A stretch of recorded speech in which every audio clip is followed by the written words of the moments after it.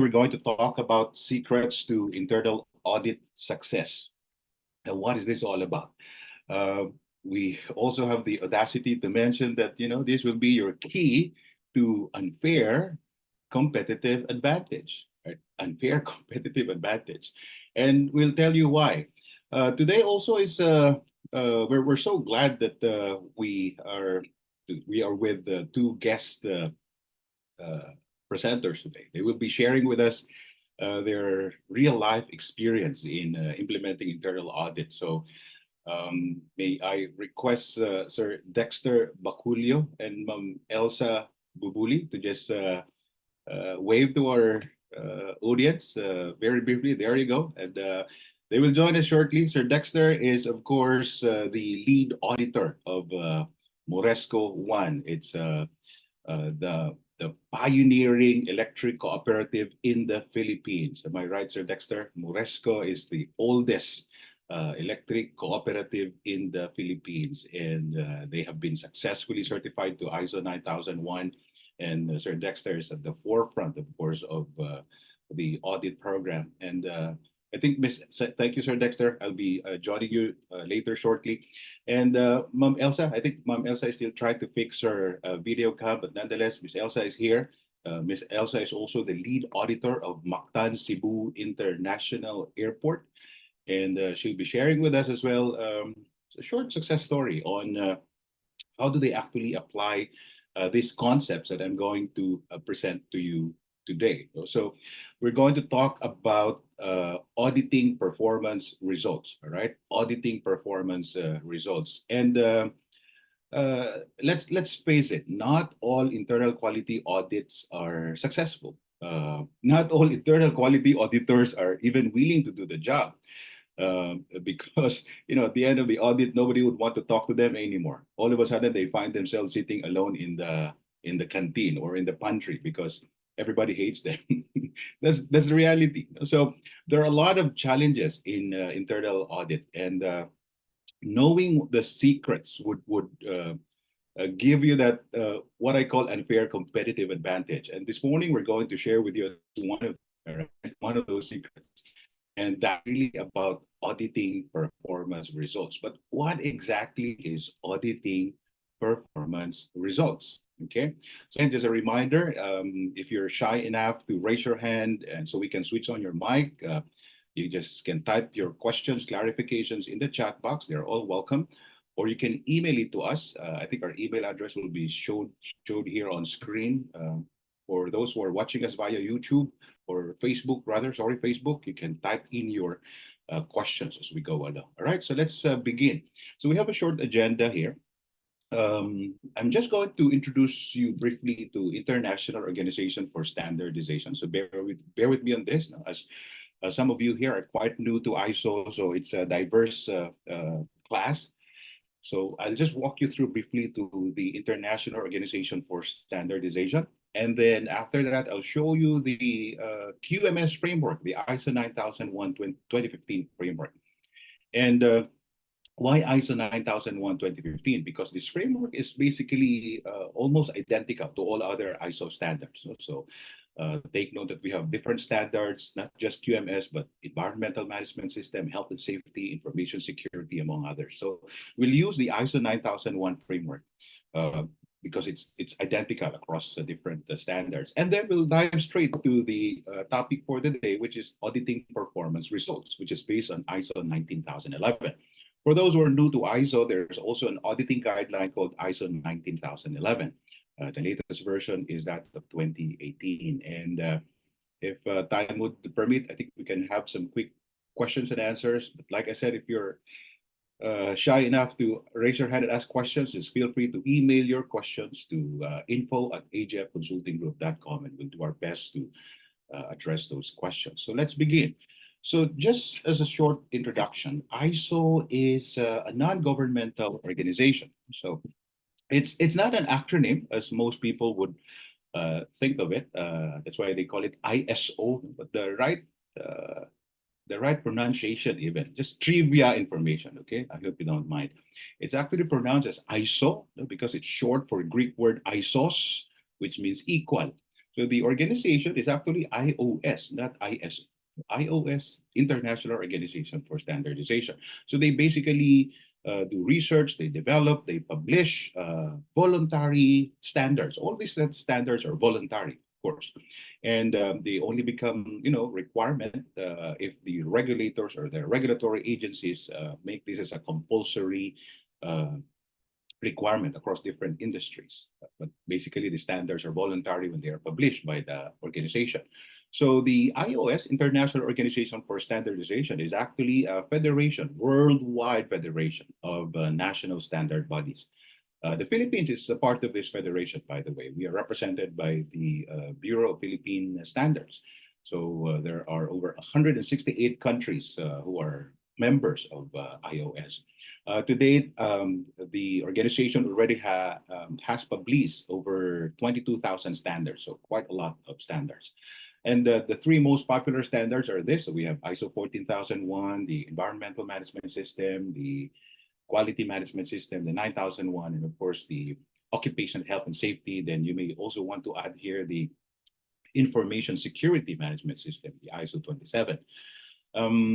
Now, understand that there are two types of management system standards. Okay, two types. The first type, let's just call it type A, are certifiable standards. All right, it contains requirements. So type A are certifiable standards. They contain requirements. You can be certified to it. Case in point, we have those three standards a while ago. These are certifiable standards: ISO 14, ISO 9000, ISO 45000. Certifiable standards, type A. They contain requirements. Now, on the other hand, there are also type B management system standards. And an example of that is ISO 9000. This is type B. It contains terms and definitions, vocabulary, so that you'll be properly guided as to how to develop or design and develop your QMS. Then there's also ISO 9004, which is your guidelines on how to improve your processes. Once you have established your QMS or certified to 9001, then you can use these guidelines to sustain the success of your management system. Again, another type B management system. Then there's also ISO 10013. So it's no longer a technical report, TR, no, because now it's officially an ISO standard.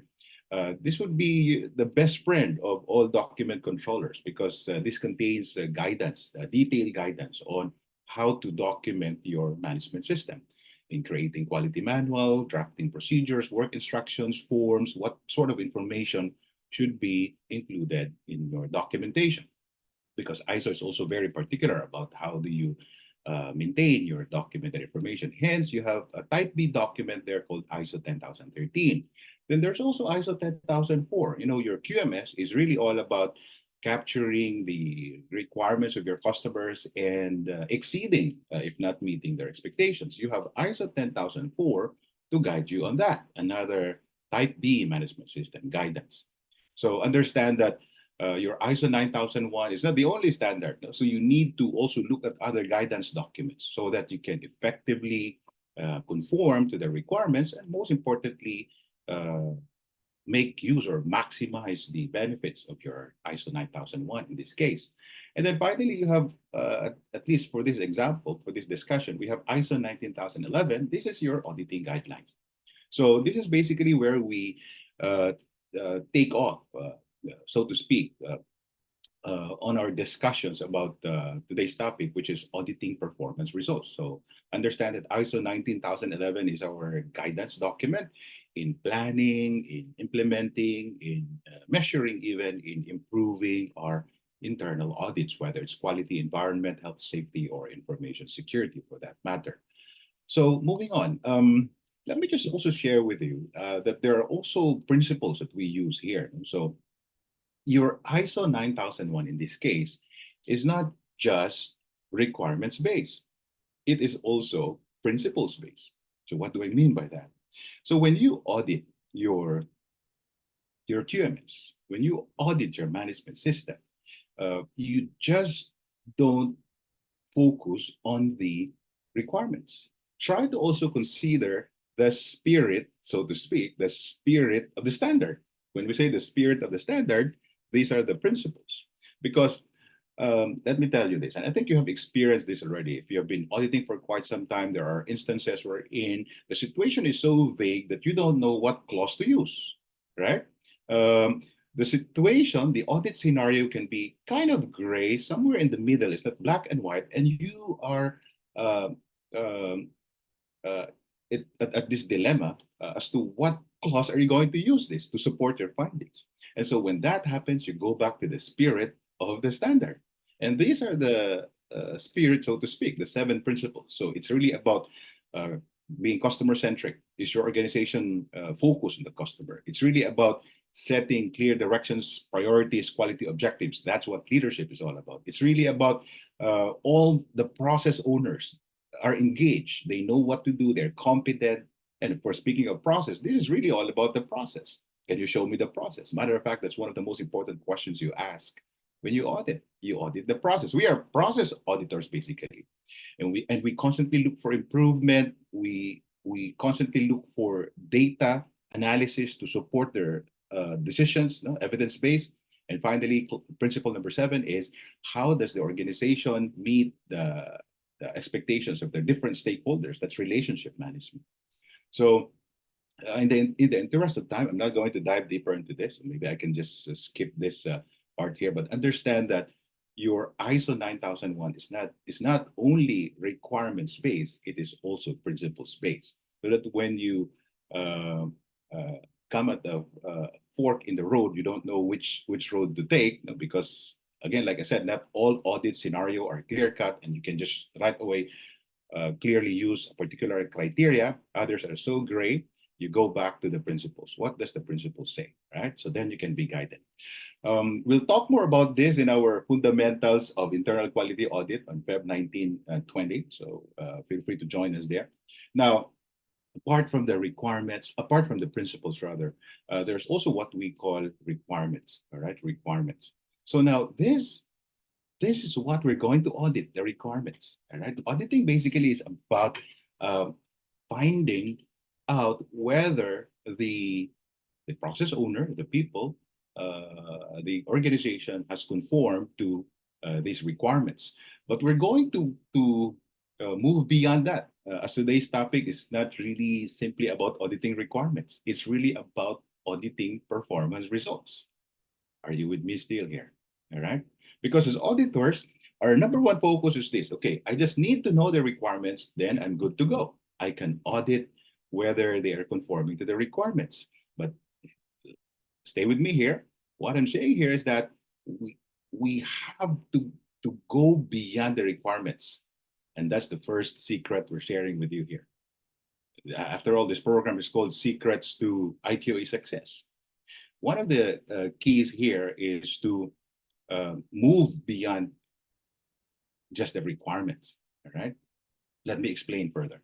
So these requirements from clause 4 to clause 10 are actually implemented in a PDCA cycle, right? So I think you're familiar with that, the Plan, Do, Check Act. So that's how we implement the QMS, the Plan, Do, Check. When we implement all these requirements in a PDCA cycle, it looks like this. All right, so you have there clause 4, which is part of the planning, clause 5 and clause 6, which is risk planning, and then implementation in clause 8. Clause 9 is the internal audit, and clause 10, of course, is when you do the improvement action plans, right? So that's basically where we focus. And look, of course, look at the right side of this framework. You have the results. So if I simplify this further, the framework can be broken down into 3 parts. You have the inputs here. So what we basically do is audit the inputs. So context is basically about knowing their context. Yung walang kamatayang SWOT analysis, right? So you have here the strengths, weaknesses, opportunities, and threats, and who are the interested parties. So that's on the left side of the framework. We try to find out whether the organization indeed has clarified this. And the whole idea here is this, the output. This now is what I'm talking about, the results. Because the challenge for every organization is to bridge the gap between that. So how do they achieve these results, this output? And hence, auditing performance results. So what I'm saying here is that we should focus, all right, our audit right here on results. Okay, on results. Sorry, let me go back to that. So did you get the idea there? No? So auditing the results, finding out if their customers are satisfied, checking whether the products and services indeed uh, met the needs and expectations of the customer. So more on this later on, right? More on this later on. Now, but before we move further, I think we need to also define what is an audit. No, for the benefit of those who are new to auditing, I think we have participants here who are just starting their career in auditing. What exactly is an audit? So if we go back to ISO 19011, the audit is defined as a systematic and independent documented process. Right? It's a process. So just like your other internal processes in the organization, say for maintenance process or handling of customer complaints or purchasing, your audit is also a process. It is systematic, it is planned, it is independent. We have to make sure that it is free of bias. It should be impartial. And most importantly, it is documented. So you come up with audit plans, audit checklists, audit reports, and so on.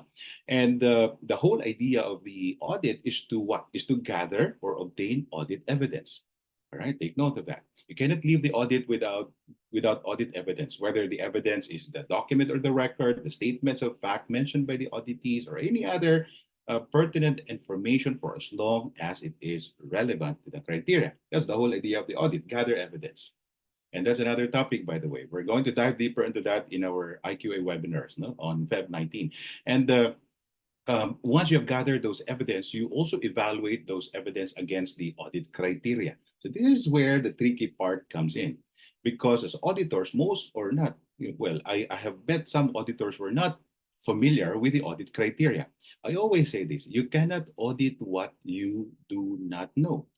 So having said that, when you become part of an internal quality auditing team, let's say QMS, you need to understand the 9001-2015 criteria, because that's what you're going to use. If you remember a while ago, I was saying not all audit scenario can be audited based on the audit criteria. There are gray areas. I'll give you an example. Um, in a short while, you will see scenarios, right? But when that particular scenario comes in, what do? You go back to the principles. What does the spirit of the standard say? Remember the 7 principles from customer focus to relationship management. Now, so and it's also important to understand that when we do audit, we first and foremost look for evidence of conformity. Auditors are not fault finders. Okay, help me spread that gospel, so to speak. We're not fault finders. We're not here na maghanap na naman sila ng mali. Nako, hahanapan ka ng butas niyan. No, we're not that. Auditors first and foremost look for conformity. All right? So unang-unang tinitingnan natin fulfillment of specified requirements. Only then magkakaroon ng non-conformance. If we could not find a conformance. Did you get that? So but you start with conformity. Yes, I know mas madaling maghanap ng mali. To be really honest about it, right? But as auditors, you have to first and foremost start looking for conformity. There's a requirement. When you audited, they met the requirement. Okay, it's conform, right? That's it. And like I said, audit evidence can be records or statements of fact, the very testimony shared by the auditees. You can use that as evidence in your audit. And of course, the audit criteria is the basis for the audit. So in this particular case, you have the ISO 9001. Now, so again, bear with me here. These are just introduction to the topic here. And there are 3 types of systems audit: first party, second party, third party. So what you basically do inside your organization is a first party audit, right? So you have to be certified as well as first party auditor. Hence, you need to go through trainings, gain certificates, and second party audit is usually conducted by second party service organizations like AGF, for example. We do second party audit uh, in your QMS of your system, and then we endorse you to a finally third party audit who will do the certification audit. So just for you to understand the structure there. So now let's go to the topic for the day. auditing performance results after that short introduction. So based on ISO 19011-2018, take a look at this. What does the standard, what does the guidance say? Look at this. Let me read this. Auditors should be focused on the intended results, right there, of the management system throughout the audit process.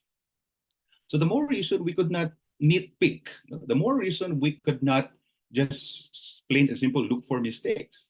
That's totally against the spirit of the guidance, because your job as an auditor is to do your best to find out whether the intended results of the process or the system is achieved, right? So for example, if you're auditing the procurement process, what's the objective of the procurement process? Isn't it to procure materials in X number of days within X budget, right? Within X criteria. Was that achieved? Or were those objectives achieved? That's it. Simplify it. Let's go to a recruitment process. What is the intended result of the recruitment process? To be able to fill up a vacant position within 30 days, ensuring that the candidate is qualified based on this qualification. Now, when you audit that process, and if you only have one question to ask, and that question should be, all right, show me result. Did that process achieve that 30-day hiring, competent qualified employee that fits into the requirement of the job? Simple.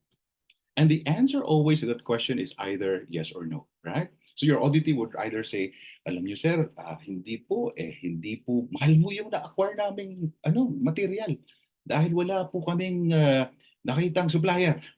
And that's the time you move backwards. So what's happening here is that when you focus on intended results, you're doing problem solving with the auditee. You're not anymore nitpicking or making his or her life miserable. You're actually trying to analyze and improve the process from that point of view. Did you get that? And that's how you approach it. And this is one of the keys. This is one of the secrets that we're sharing with you now. Instead of just making your lives difficult, nobody would want to talk to you anymore because your tendency is to always look for mistakes. Okay, like do you have a document? Do you have a process? Where is the form? Do you know about this? Focus on, well, those are important, by the way, don't get me wrong here. Those are important, all right? Don't get me wrong. Focus on the intended results. All right. So I hope that's clear. So, and look at this. In addition to that, while processes and what they achieve are important, the result of the management system and its performance are what counts, period. That's what ISO 19011 said. All right. So, meaning to say, really, you are doing yourself a huge disservice as well as your organization if you lose sight of this end result. Okay, the result of the management system. That's what you should prioritize, and its performance. Now, I always equate this with if you're familiar, of course, with sales and marketing or salespeople, they have this what they call elevator pitch. You know, when they stuck inside the elevator or when they're inside the elevator with a potential client and they only have about 5 to 10 seconds to give their pitch before the prospect steps out of the elevator. That's basically the same here in auditing. What if you only have one question to ask in auditing? What would that be? You know, because your auditee is so busy and he only has about 10 seconds. Again, just to give an example, just for purposes of discussion. So that one most valuable question would be this: did your process achieve its intended result? Are you with me here? Period. All right? Huwag nyo na pahirapan yung sarili ninyo. Huwag mo na pahirapan yung auditee. Diba? Ganun lang. Did the process achieve its intended result? And the answer to that is yes or no. And then the explanation. Then from there, the perspective is different. It's now about problem solving. You now ask why. All right? What can we do to achieve the results? And that, my fellow auditors, is the secret. Now, further to that, look at this. The absence, okay, this is a tricky part. The absence of a process or documentation can be important, okay, in a high risk or complex organization. However, take note of this, but not so significant in other organizations. There it is. I think Ma'am Norley is here. No, I've had exchanges of messages, conversations, so to speak, with one of our very dynamic partners of the local government unit of Bacnotan. So about this point of view, so the absence of a process or documentation. Because look, as auditors, wala kang document, okay, NC. Ganun agad, di ba? Oh, wala kang process. Nako, NC. All right. So try to go beyond that. Try to see if it is important, right? Try to see if it is non-negotiable, all right? Try to understand the context. Is it high risk? Is it necessary for a complex activity or organization? Because if the answer is no, it is not so significant, then give them some slack, all right? Absence or of a process or documentation doesn't necessarily mean, may not necessarily mean a non-conformance.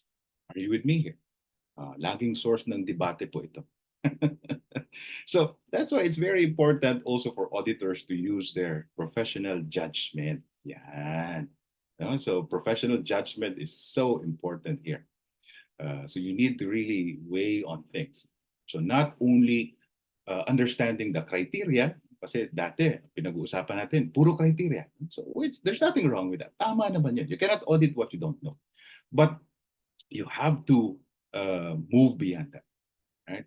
So, and that's what we mean by auditing performance results. Now, if you let's go back to the framework. Okay, this is the framework again, diba? So we have clause 4. So this basically are the requirements, the criteria. So it starts with clause 4, clause 5, clause 6. That's planning, right? That's planning, and then you have clause 7, which is the implementation, and then we audit it in clause 9, right? So we audit whether what you're implementing is consistent with the plan, right? And then finally, we come up with recommendations, okay, or report, right, in the internal audit. So these clauses, these criteria are very important. I'm not saying it's not important. You need to know them, as a matter of fact. I've always been telling this, that, you cannot audit what you don't know. Know them by heart. But having said that, do not forget to, based on our discussion, focus on that results of the QMS. What is the intended result? Right? What is the intended result? Plain and simple. Start your conversation there. Okay, start the audit interview there. Magandang umaga po. Sir, ma'am, pwede niyo bang i-explain sa akin ano po ang intended result ng process? Ayun. So you can skip that part wherein you ask them, ma'am, can you expound on this process? Can you explain the details of this process?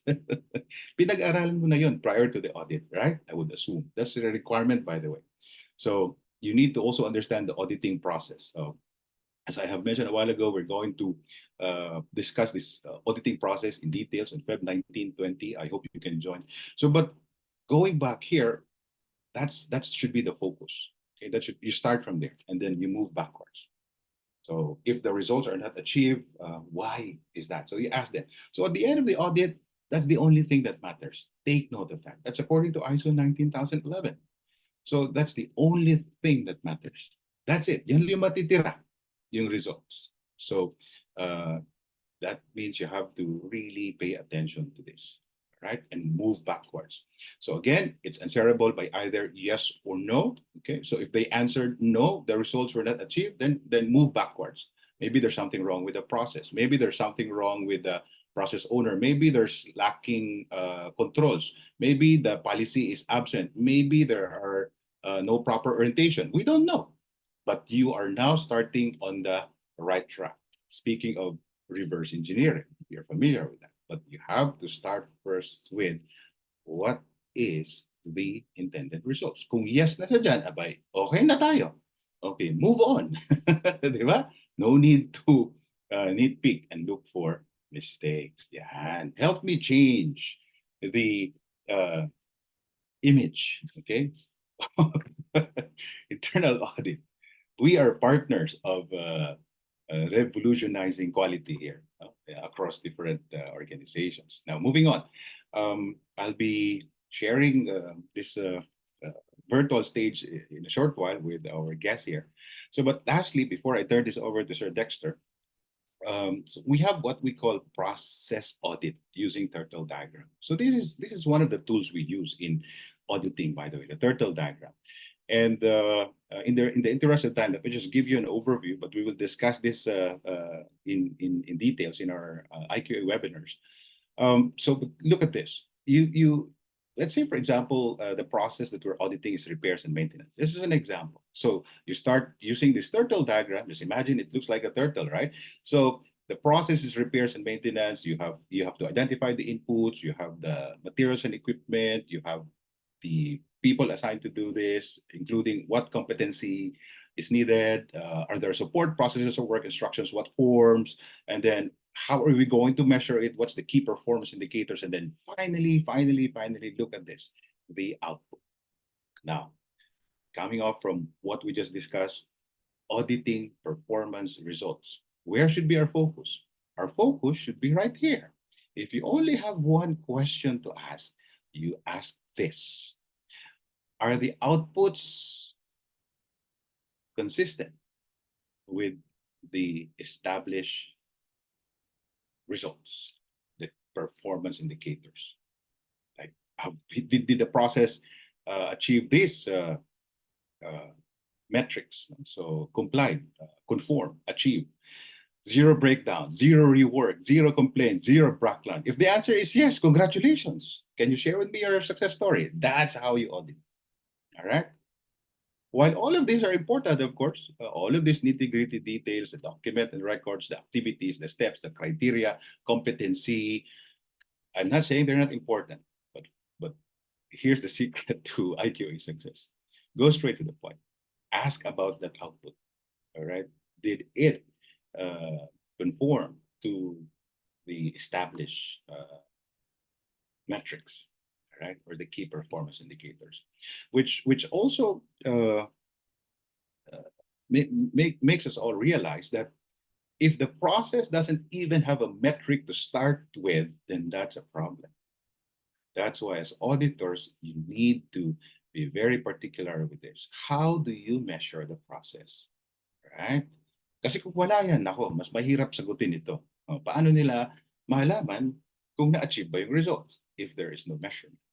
Right? So, but that's a different story. That's another story. So, but for now, understand that you can go directly to the output. Okay, to the output.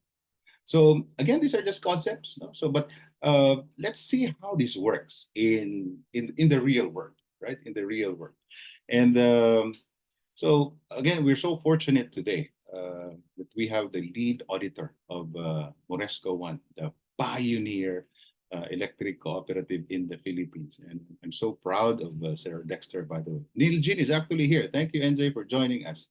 Maayong buntag sa mga taga Moresco. And so I'll turn this over to Sir Dexter, so Sir Dex can also share with us how did they do it when you mean audit performance results, how did they do that? No? So I was actually part of the, should I call it overhaul, NJ, of the warehouse. So ang ilahang warehouse, wow, super ganda. Oh, di ba? So that's auditing performance results. So without much ado, Sir Dexter, can you share with us how do you do auditing performance results? Thank you so much, Sir Joe. And thank you so much, AGF, no, for inviting us to share our experience in doing IQA in Moresco One. And good morning also to our team who are here right now. No, good morning sa inyo lahat. Well, basically, when I started working with Moresco One in 2006, I was having a problem in executing our mandate as internal audit. Because basically, we are defined as the one who are independent to the organization at the same time, who provides objective assurance and consulting activity, which is basically somehow parang magiging value adding to the organization. Parang nahirapan kami. Primarily because number one is hindi documented yung processes namin. So what we're auditing before are only regulatory requirements, memorandums. So yun, and hindi din masyadong defined yung problem-solving procedures. So basically, isa yun sa naging problema.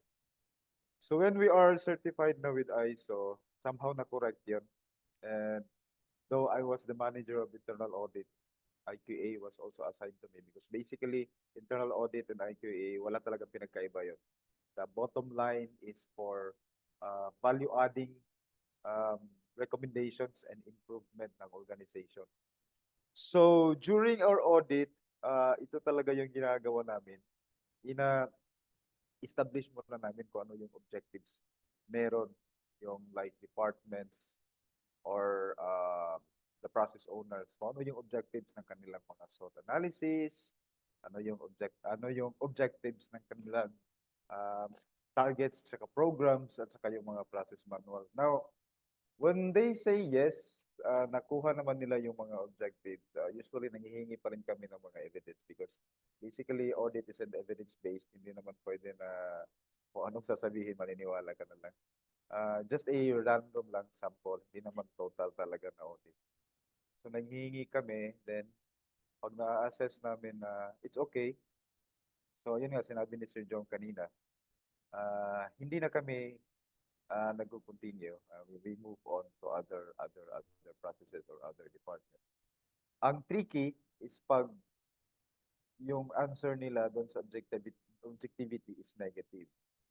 So doon na kami medyo mahaba-habang audit yun because we have to trail, no, using the standards of ISO. Actually, before we are certified with ISO, we already do the COSO framework and it's basically the same dun sa standards ng ISO, no. Hindi ko na siguro i-discuss yung COSO but because somehow separate siya dito. But basically, they're the same. Iba lang siguro yung mga terminology. So once they say na medyo negative yung hindi na-achieve yung objective ng kanilang SWOT, procedures, processes, saka mga OTPs nila. So nag-audit na kami sa trail. We started with clause 5, which is leadership. It talks about the values ng leadership, the values ng top management because basically ito yung pinaka-foundation sa internal control ng organization. Once may problema... Sir Dexter? Yes, sir. Yeah. Kailangan mo doon magsalita ng malakas kung pwede. Medyo mahina yung audio. Thank you, sir. My apologies. Yan. Okay. Perfect. Thank you, sir. Hawakan ko na lang, sir. So basically, sa clause 5 talks about leadership. Ito yung pinaka-values ng leadership sa taas tsaka yung top management. Actually, ito yung parang nagiging foundation ng internal control ng whole organization because once may problema dun sa taas, everything in the organization is affected. Like one, for example, yes, meron tayong strong na processes dun sa hiring ng ating employees, competent employees. But once yung leadership is magko-control override, magpapapasok na hindi na dumadaan sa insaktong proseso, ayun, sira talaga ang the whole process. So the objectives will not be met. So yun yung pinakauna naming ina-assess. Now, second, kasama din sa is the support, no? Importante din yon. It also causes control weaknesses. Ano yung mga supports like the people's competency, kung sino yung mga tao doon. Actually, the people is very much important in organization because again, it is the best asset of the organization. They are the one executing, no, all our processes, our procedures, implementing what is asked from us as an organization. So ayun, dapat naka-manage yun and na-address kung ano yung mga competency gap na na-identify. Another is the organization's infrastructure, no? May comfortable ba ng mga offices, comfortable ba ng mga gamit, may mga computers ba na to speed up, no, the whole process. So ayun, ina-assess namin 'yon. Eventually, once may problema doon, affected talaga bakit hindi nakukuha yung objective ng SWOT, OTP, tsaka processes. Another clause na ino-audit namin is the clause 6, which is risk management or the planning. Basically, ina-assess namin yun kung tama ba yung paggawa nilang SWOT analysis o baka may mga pwede pa silang, may naisip pa silang kailangan idagdag na wala pa doon na kailangan pa nilang may improve. Because again, this could probably cause din bakit hindi na-attain yung objectives kung mali yung paggawa ng risk management. Another is clause 8, which is the operations. Actually, sa COSO, this is called control activities. So ito yung ino-audit namin the process mismo.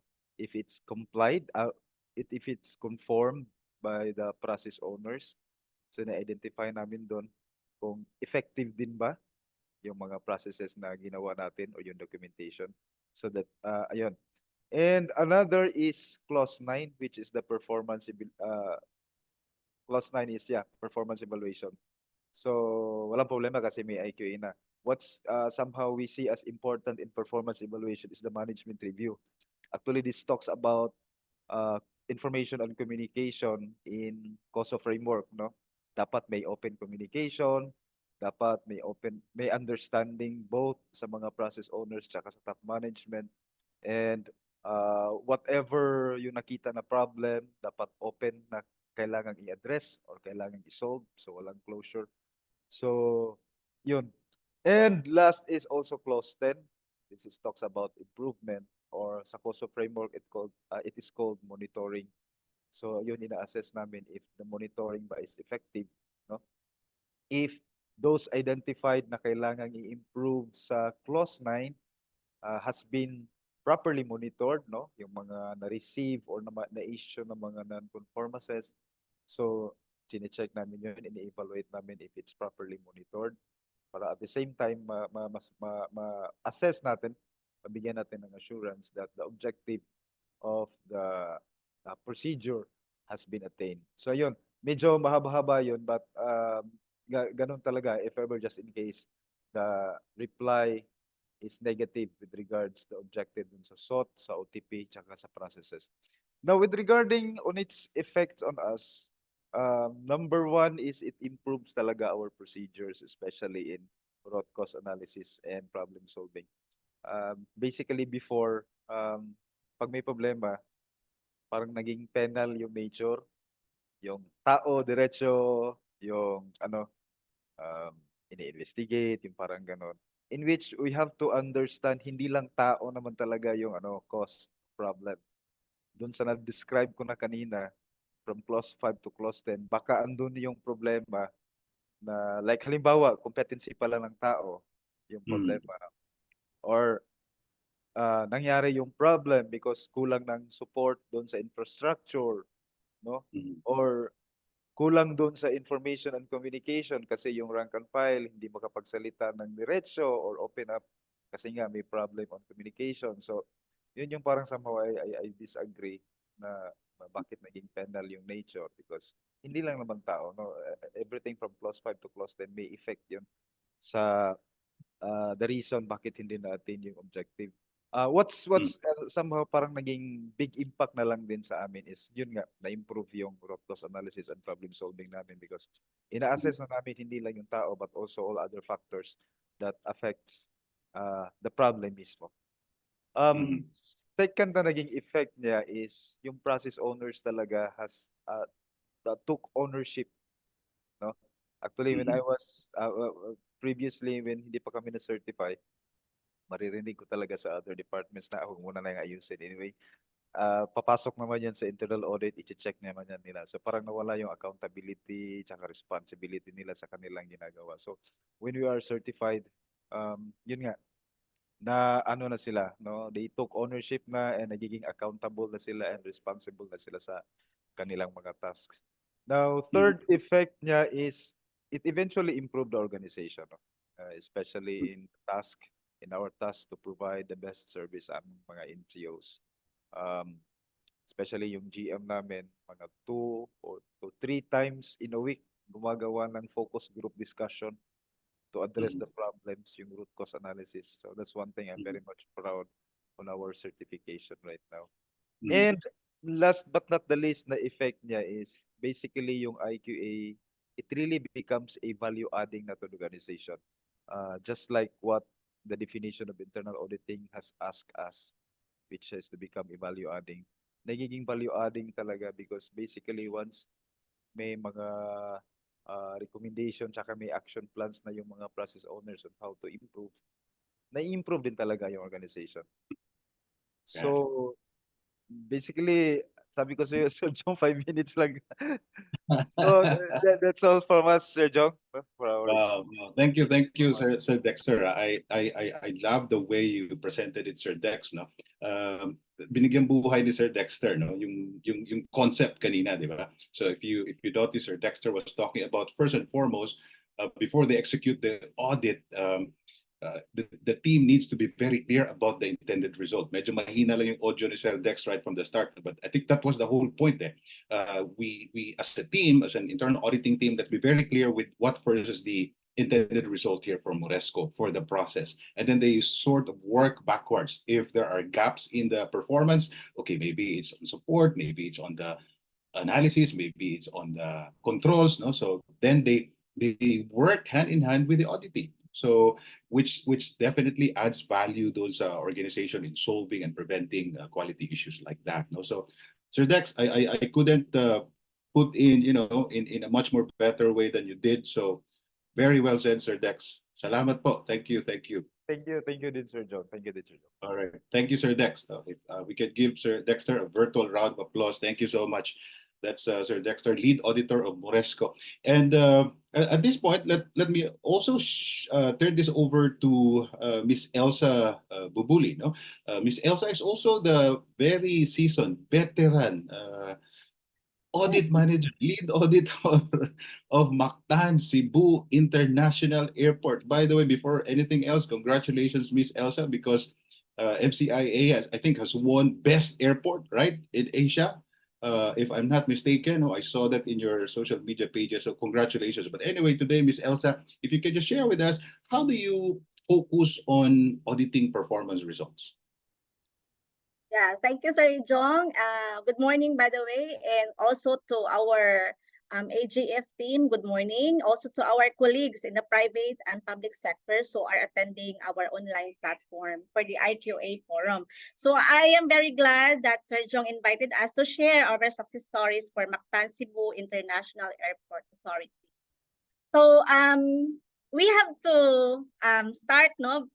Okay, before we will present our success story for the Mactan-Cebu International Airport Authority, let me introduce myself. I am Elsa Bubuli, corporate planning specialist, and of course, a former QMS secretariat and a present internal lead auditor of the two standards for the QMS and OSH-MS. So actually, the certification of QMS of MCIA started in 2018. That was April. So we started actually the league board of all the documents that we had in November 3. I cannot really forget the time, the date that we had. That was November 3 of 2017. So that month of November, it was the thing that we had acquainted with Sir Jong. Because of their support and help, we really succeeded to our objective, no, to become a certified QMS that time in 2018. So we started for the administrative department. So before I joined MCIAA in 2016, there was already pending application of MCIAA. So they applied for the three standards, no, the INVI, the OSH-MS, and the QMS. But it so happened they failed. So in 2017, they started talking about to pursue, no, the three standards. But definitely because of my background before in the academy, because I was in the higher education institutions before, I tell them that it should be the QMS first as the foundation, because we cannot really achieve the three standards in one time. So we have to establish first the documentation. So that is why they talked, that negotiation was started with the admin. So the admin department, that was Sir Alvaro de Ramas, was very hesitant to accept the standardization for the QMS, because what if there are really F clauses, no? What if it will fail? So I am blamed. So I started to talk with Sir De Ramas No, sir. We have to pursue, we have to be persistent, we have to be patient, we have to be a teamwork for us to succeed. So that was really the salient ingredient for us: teamwork, hard work, and of course, be a good team member of the QMS team. So of course, he really agreed. No, so that is why in November 2017 we started talking about the QMS certification. So again, we build only for the admin department. So once of course, in 2018 we had that kind of certification for the Q. So what makes us to drive, no, to have the certification for admin? Because MCIAA cannot receive any PBB. That is our drive, ultimate drive, no, the incentive. So even the government, even those who are my colleagues, the government sectors here, so that is really our desire, no, because that is not for your personal desire or interest, but for the whole organization, no. So that is why rewarding, no, if that kind of certification or endeavor that you have to start with. So we that is one thing, to comply with the GCG requirement to pass the shall we say, the QMS, and for the DBM requirement before in 2018, that if the agency will pass or certify any core of the process of the agency, will be granted for the PBB. So that is, we worked on it in 2018. So we certified the QMS. So in 2020, the management started talking about to expand, no, the admin. So we had two departments added by finance and engineering department. And in 2021, we have the agency-wide, okay, because there was already a circular from the DBM and GCG that it should be agency-wide, or else the agency concerned will not receive any PBB. So that is one thing. Another desire, so we expand the agency-wide. So that is one, that is our ticket, no, that we succeeded in 2021. We have already certified QMS for the whole MCIAA, of course, with the help of AGF. So since there was really a struggle on our part because of the COVID, no, in 2020, so it's very difficult for us to go through, especially the external audit, the internal audit, because it's very different for us to conduct such kind of without having the face-to-face, because we have to consider the documented or evidence-based. So Right. praise the Lord, because we really have it. We made it actually. So in 2022, we have already extended another standard, which is the OSH MS. So that is that is the one thing that we're really proud of. So the biggest thing that the internal audit really considered a big value on our part, not only to complement with the internal audit unit, because that is a mandatory for the government agency to have that as part of the DBM requirement. And at the same time, it really helps the compliance of statutory, national, international civil aviation standards. Because if you have to consider the customers of MCIA, there are a lot, no? The safety aspect, security, and of course the national or the statutory requirements. So basically, what one thing that it really give us motivation is again the PBB. Way back to the PBB, no, because that is one of the incentive or the reward that we have. So like for example, for this year, we have our SPMS. That is one of the requirements for the civil service. So whatever strategic measures, the core functions that we have targets or that we need to measure or achieve for this year, we turn it as an our OTP or objectives, targets, and performance. So that is one thing that we need to capture, because all of the priorities for this year, that is, we will include that one in our audit criteria for us to maintain our standards as safety airport, secured airport for the passengers, as well as for the national or statutory requirements for our PBB at the same time. No, because again, as we are in the public servant, so we need also the drive to have such kind of certification and maintain. So again, we are very blessed that still, no, we're still maintaining the two standards. So again, there, so way back in 2018, a lot of shall we say, complaints that we heard, but for now, they really embraced, because there are a lot of requirements that we need to comply. Like for example, for the audit of CAAP for safety matters. And we have also accommodate, shall we say, security audits from International Civil Aviation Organization or ICAO. And at the same time from TSA, foreign, that is from USA and Australian audits. So I mean that the people concerned who will be audited for the security and safety matters, they really embrace the ISO because the procedures, the methodologies are the same, and the documents that they need from the auditors are quietly the same. In fact, in 2021, the TSA Australian auditors really appreciated MCIAA because the first time that they audited our Access Pass or the ID and Pass Control Division, the auditors required them to present the risk assessment matrix. In the previous years, they don't have actually because they don't know how to prepare. But during the introduction of our agency-wide, the auditors really impressed because they really presented the risk assessment matrix in terms of security aspect. So at the same time, there are a lot of like for example, for our safety management systems unit, the security compliance assurance unit, really embrace whatever existing procedures that we have in the conduct of audit, they also adapted. So we share, not because we belong to one agency with the same mandate and the same purpose of existence. Well, thank you, Dr. Elsa, and very well said. Very well said. And you notice how mission critical the objectives are in MCIA because they involve so many stakeholders, not just domestic but international. And I think what I love most about what Dr. Elsa shared here is that they first had to clarify what are the mission critical quality objectives. So they set that into their QMS. Those objectives are aligned to different stakeholder requirements, regulatory, CSC, TSA. Ms. Elsa mentioned all of those. And when they do audit, they just focus basically on that one question. Are those intended results achieved? No? And then they sort of like work backwards and see how they can improve on that. So, Dr. Elsa, daghang salamat, ma'am.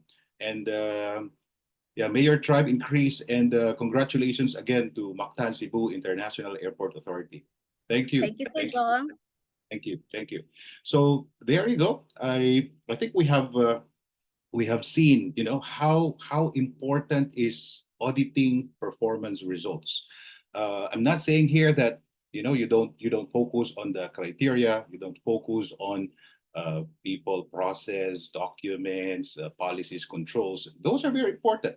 But what we're saying here is that be strategic. The secret really here is about as an auditor, as a team of auditor. You have to be very clear as to what are the intended results. You have to agree on that. What are the intended results of the organization, of the system, of the process, and start the audit conversation there. As Sir Dexter mentioned earlier, they built the trail from that point of view. So when they ask the questions, are these results achieved? Regardless of the answer, they built the trail on that point of view. So now the audit becomes an opportunity to further improve the system instead of auditing just for nitpicking and looking for mistakes. That's entirely different, worlds apart. Okay. So I think our time has just run out. It's about 60 seconds before 10 o'clock. And I hope you were able to get some insights that you can use moving forward into your auditing process. And thank you so much.